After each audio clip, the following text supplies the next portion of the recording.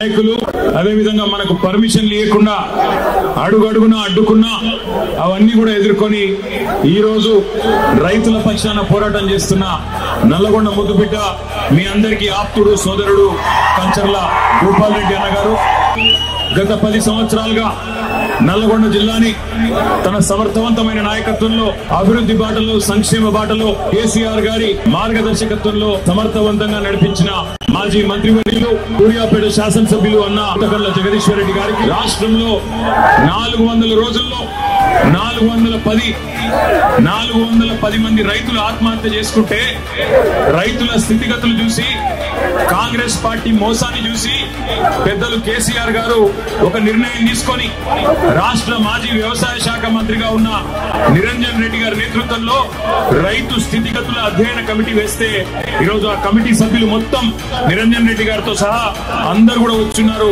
వారందరికీ నిరంజన్ రెడ్డి గారికి వారి మొత్తం సభ్య బృందానికి స్వాగతం.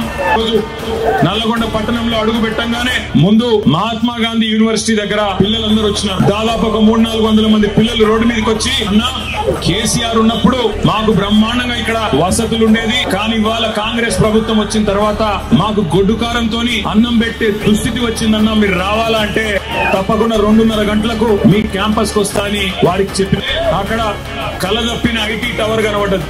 మరి అందులో వెంకటరెడ్డి వచ్చినాక ఎవరన్నా ఉన్నారో లేకపోతే తాగుబోతులు అడ్డాయిందో నాకు తెలియదు, కానీ మొత్తానికైతే కలదప్పింది ఐటీ టవర్.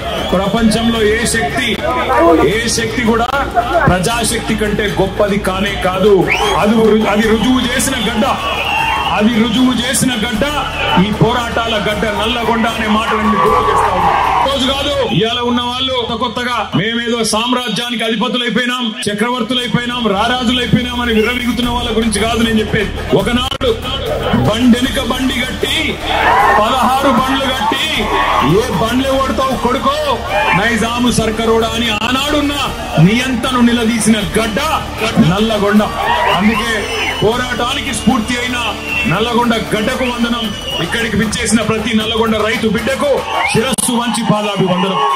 అప్పుడు మనం పైసా జమ చేసి పెట్టిన 7,600 కోట్లు అట్లే ఆగిపోయినాయి. ఎలక్షన్ అయిన తర్వాత పార్లమెంట్ ఎలక్షన్ ముందు సహజంగా కేసీఆర్ గారు ఉన్నప్పుడేమో నాట్లు వేసేటప్పుడు రైతు బంధు పడుతుండే, కానీ రేవంత్ రెడ్డి వచ్చిన తర్వాత ఒకసారి మాత్రమే రైతు బంధు పడుతుంది. ఎప్పుడది నాట్లప్పుడు కాదు, ఓట్లప్పుడు పడుతుంది. పార్లమెంట్ ఎలక్షన్ ముందు ఒకసారి వేసినట్టు చేసిండు, అది కూడా మనం దాచిపెట్టిన పైసలే. ఆ రోజు 7,600 కోట్లు అది వేసిండు. ఇప్పుడు మళ్ళీ ఎలక్షన్లు వస్తున్నాయి, జెడ్పీటీసీ ఎలక్షన్లు, ఎంపీటీసీ ఎలక్షన్లు, సర్పంచ్ ఎలక్షన్లు వస్తున్నాయి. మళ్ళా ఓట్లు దుబ్బుకోవాలి కదా. అందుకే కొత్త డ్రామా జనవరి 26కు మొదలవుతుందట, మార్చి 31 దాకా సాగుతుందట. బ్యాంకుల వాళ్ళందరూ పిలిచిండ్రు. బ్యాంకుల వాళ్ళందరూ ఏం చెప్పిండ్రు, సార్ 49,500 కోట్లు కావాలి రుణమాఫీ చేయాలంటే చేసేద్దామన్నాడు. డైలాగ్ కొట్టిండు. సరిగ్గా వారం రోజుల తర్వాత జనవరిలో రేవంత్ రెడ్డి గారే స్వయంగా చెప్పినాడు.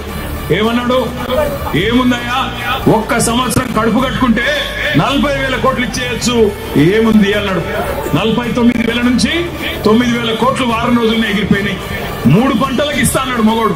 మరి ఇవాళ ఏమైంది? 3 కాదు, ఒక పంటకి ఇచ్చనికే కింద మీద ఇస్తా ఉన్నాడు. కేసీఆర్ బిచ్చం వేసినట్టు 10,000 ఇస్తున్నాడు, నేను 15,000 ఇస్తా అన్నాడు. పడ్డాయా 15,000 ఎవరికన్నా? ఇవాళ మాట మార్చి సిగ్గు లేకుండా 15,000 కాదు, చారిత్రాత్మక నిర్ణయం తీసుకున్నాం, 12,000 ఇస్తున్నా అని సిగ్గు లేకుండా చెప్తా ఉన్నాడు. మేం తయారున్నాం పోరాడేందుకు, మా వాళ్ళందరూ తయారున్నారు. కేసీఆర్ తయారు చేసిన మా తమ్ముళ్ళు, మా అన్నలు, మా అక్కలు, చెల్లెలు అందరూ తయారున్నారు. బాగా నీలుగుతున్న మంత్రులు ఎవరైతున్నారో రైతు బంధు అడిగితే చెప్పుతో కొడతా అనే మంత్రి ఒకడు ఉన్నాడు. ఇక చాలా మంది మీటింగ్ పెట్టుకుంటామంటే అడ్డుకునే సన్నాసి మంత్రి. ఇంత భయపడతాడు ఎవడన్నా మీటింగ్ పెట్టుకుంటామంటే? గంత భయం ఎందుకు నీకు? భూపాల్ రెడ్డిని తీసుకుపోయి పోలీస్ స్టేషన్ లో పోలీసు వాళ్ళు అడ్డం ఉండి భూపాల్ రెడ్డి మీద దాడి చేస్తావా? సిగ్గుందా నీకేమన్నా అడుగుతున్న మంత్రి కోమటిరెడ్డి వెంకటరెడ్డి. నీకు ధైర్యం ఉంటే దమ్ముంటే గడియారం సెంటర్ కు రా. గడియారం సెంటర్ కు వచ్చి మా దగ్గర మీటింగ్ పెట్టి చెప్పు రైతులకు ఏం పీకింది నీ ప్రభుత్వం ఈ సంవత్సర కాలంలో చెప్పు. కానీ నేను గుర్తు చేస్తా ఉన్న పోలీస్ అధికారులకు, జిల్లా యంత్రాంగానికి కూడా మర్చిపోకండి, భవిష్యత్తు మళ్ళీ ఖచ్చితంగా గులాబీ జెండాలే. ముమ్మాటికి తిరిగి వస్తాం.